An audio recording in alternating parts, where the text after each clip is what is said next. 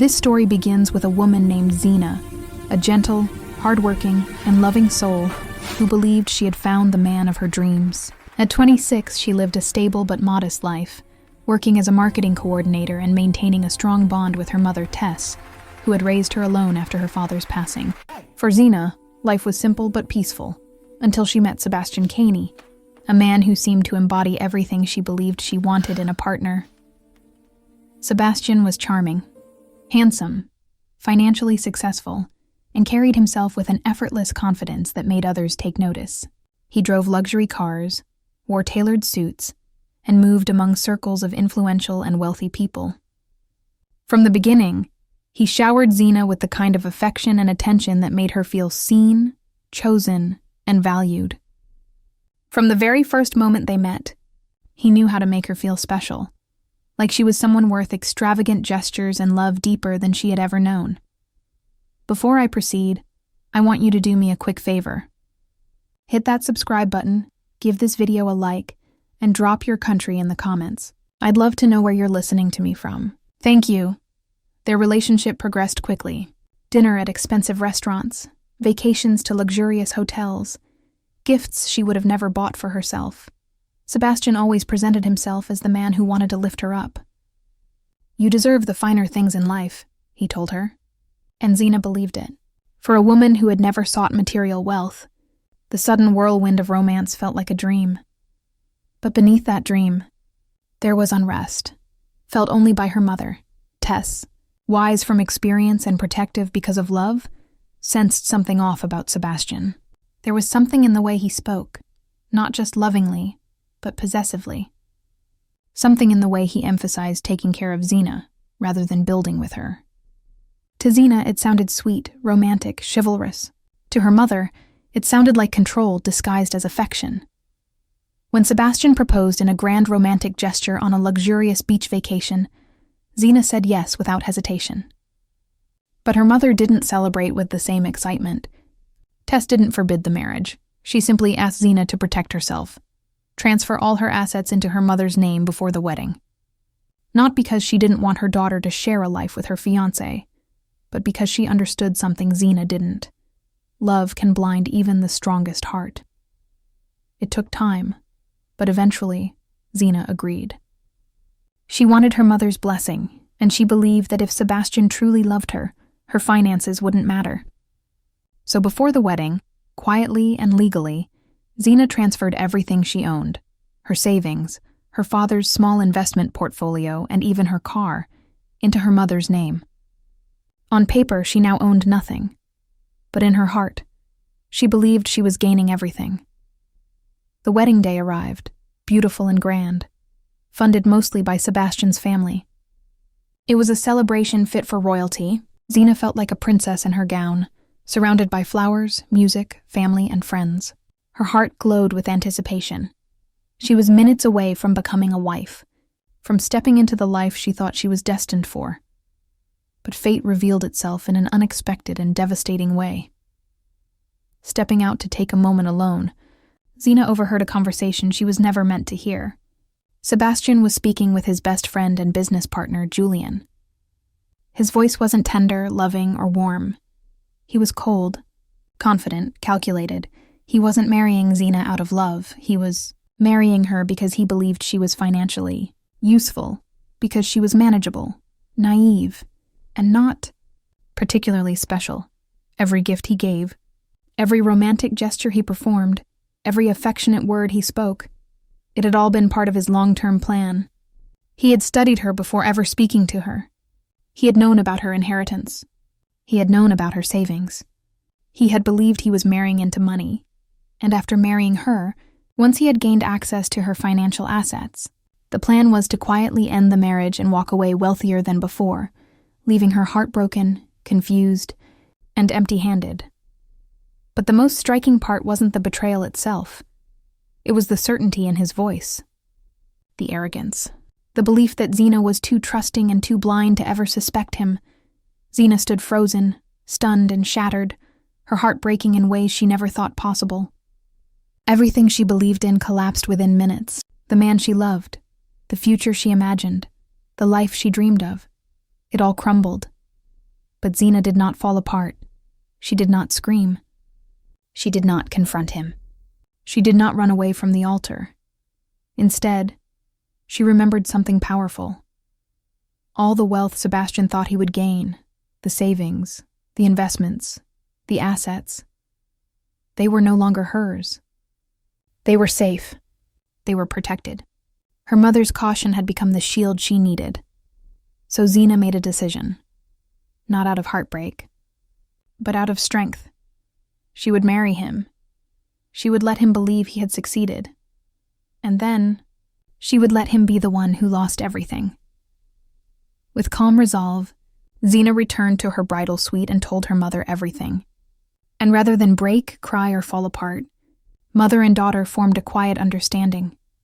Sebastian had chosen the wrong woman to underestimate. Zena walked down the aisle not as a naive bride, but as a woman with purpose.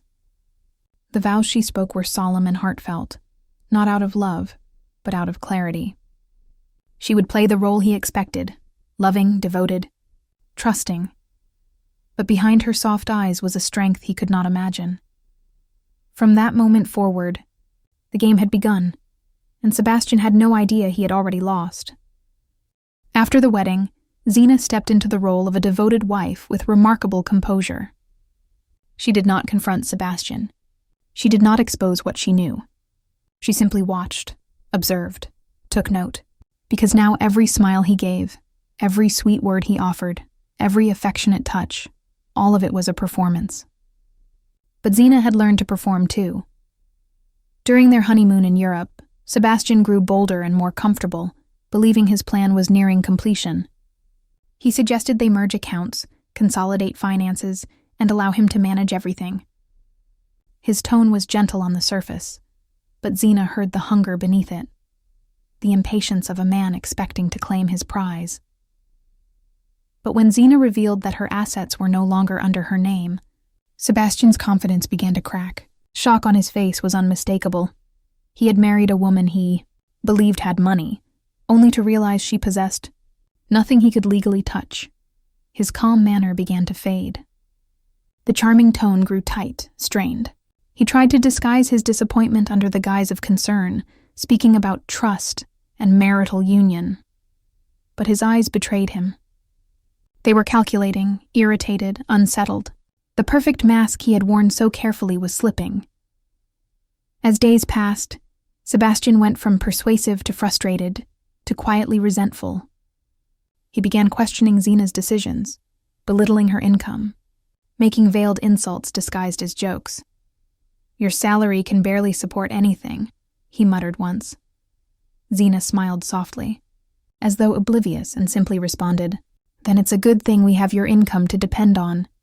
And that response, gentle, innocent, accepting, tightened the trap around him, because Sebastian was not financially stable.